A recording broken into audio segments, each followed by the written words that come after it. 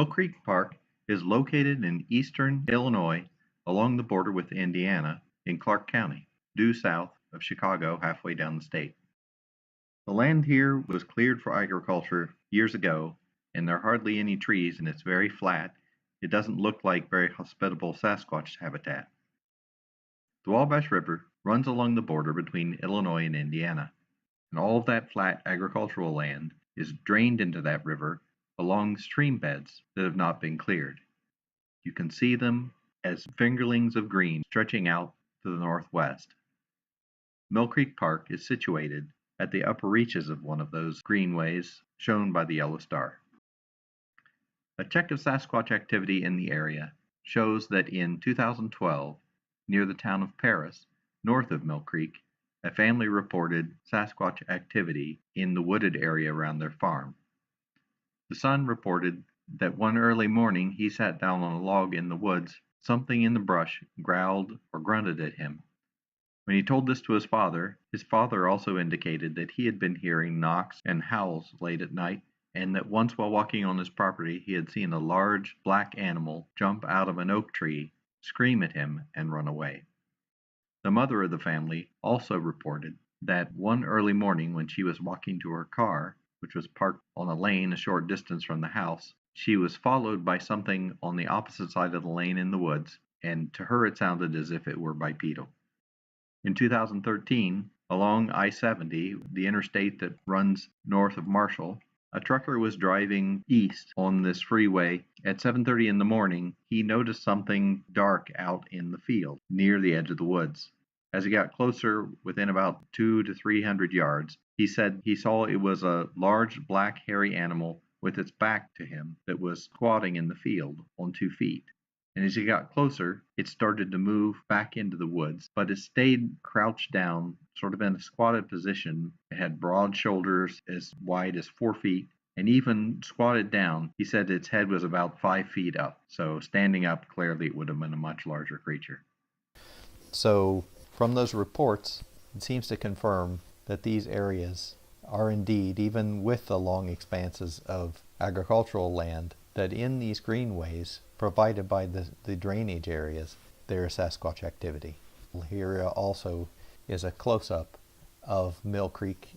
It has been dammed, there's a reservoir, and they've built a park along the shore. I would only have a short time to stop by, so I wanted to evaluate what they have there. And what I saw was that they have a campground and a marina, and there's sports and activity fields to the south.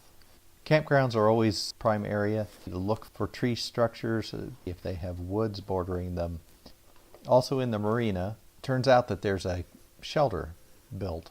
If I went back to April of 2014 satellite image, and you can see there's a shelter house here. In my explorations, I find this is also an area where people are going to be picnicking, hiking in the woods.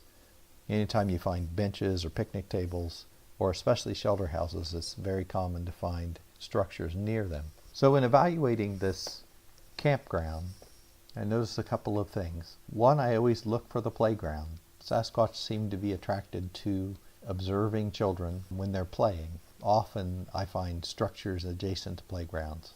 Now on this side, this woods is actually, there's an active road that drives right through here. So this woods isn't the best situation because it's kind of thin, and even though it might be inviting to come up and observe the campers in this area, the escape route is a little bit complicated by this road and this narrow band of woods. But on this side, this links up to a deep woods that goes along the banks of the reservoir and up to the marina. So it seemed like a prime area to look right along here, especially near this playground. So when I arrived in the camp, I drove around the periphery looking into the woods, and one of the things that I noticed was that the campers that are here, I visited in December, early December, I didn't see any evidence of any of these being occupied or being used. They mostly looked like they were being stored for the winter. So as I drove around the periphery, when I rounded this corner, I spotted something off in the woods. And it's a little difficult to see, but if I zoom in here, you can see there's a couple of parallel sticks here at about, it looks like a 45-degree angle. and some almost looks like arches, and that's what caught my eye to get out and take a look there.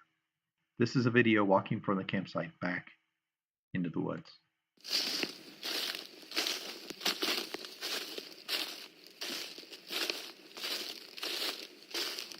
And you can see right away, because many of these structures are just simple leans against an object, sometimes, of course, they create an arch. But in this case, this is a large treetop that's blown down in the forest, and the branches form natural arches. So that's a found opportunity where they could lay in these sticks. And you can see that some of them have collapsed. They look like they were laying here, and they have fallen over time.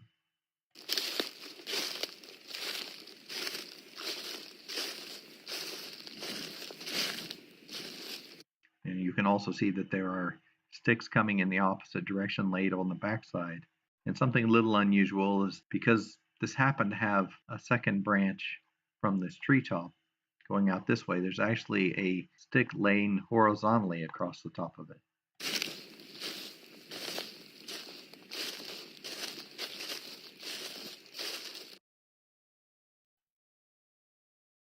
And if you wanted to suggest that this was made by people, there's no fire pit and no human trash around it. And mostly it's the style of the building that, as you look at more and more of these, you start to recognize this very primitive, simple form of art of just leans against things. You can see the distance to the campsite there in the back.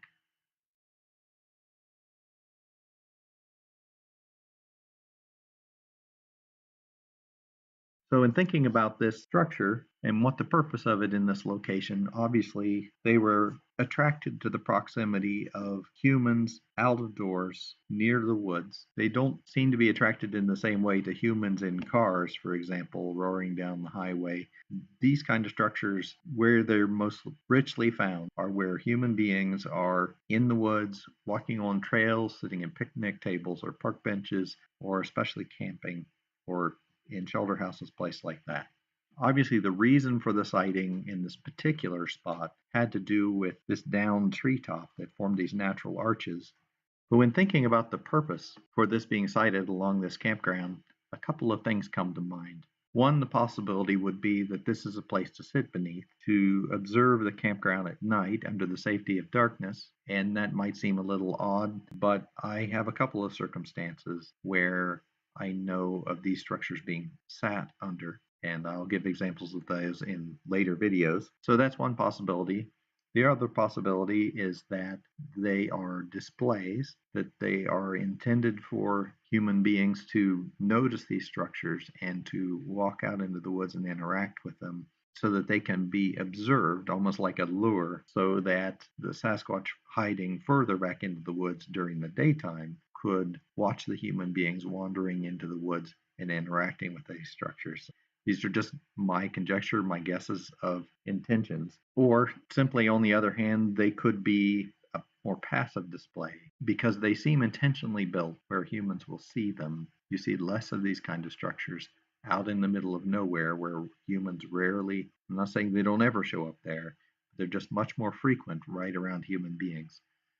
As darkness was nearing, I rushed over to have a look at the other area, the shelter. I drove up and parked my car here, and right away, actually just getting out of the car, I spotted a structure just off to the side from the shelter house. And this is the structure, and it's particularly interesting because it's made from a combination of sticks picked up in the forest with natural breaks and boards that had been collected probably at the marina, which is at the bottom of the hill, and some of them are still nailed together. It's all been incorporated into the structure with an opening off to the side relative to the shelter house. There in the distance is the lights coming on in the parking lot, and over on this side you can see the roof of the shelter house. It gives an impression that it's a long distance, but it really isn't all that far away. Definitely within eyesight of the shelter house.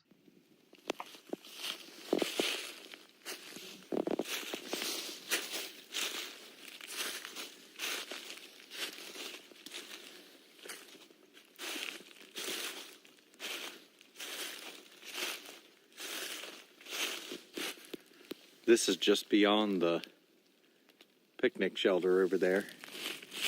And you can see that it's made part from sticks, branches from the forest, and partially from found objects, boards.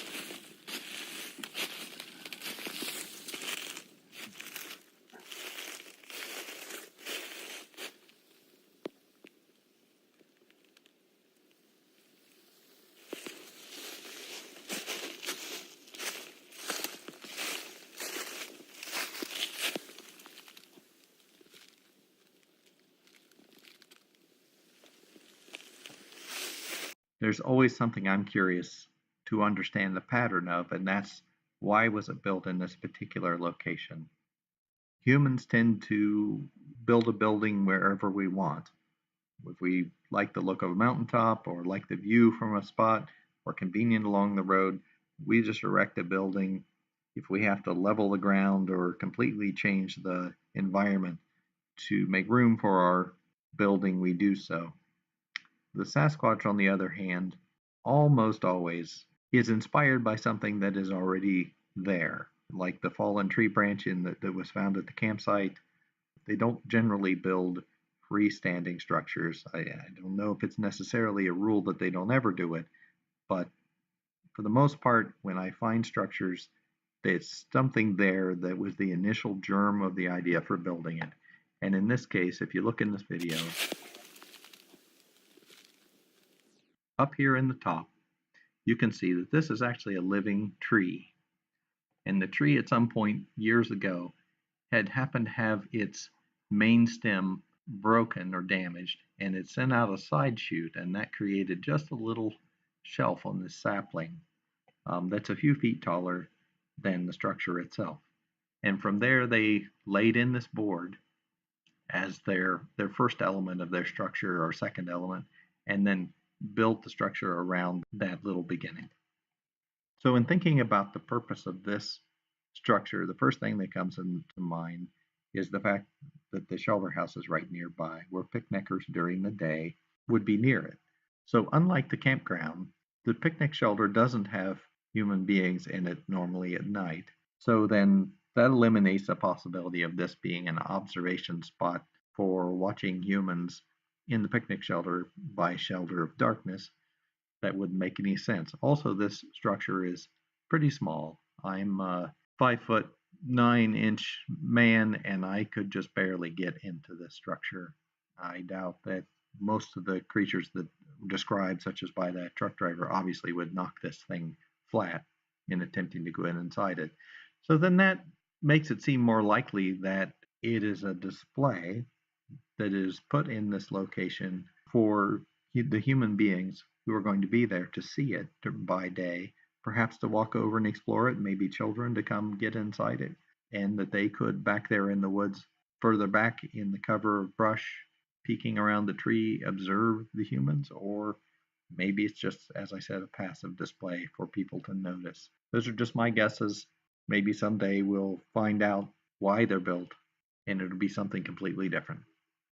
So that was all I had time for in my brief visit to Mill Creek Park. So I thank you for watching.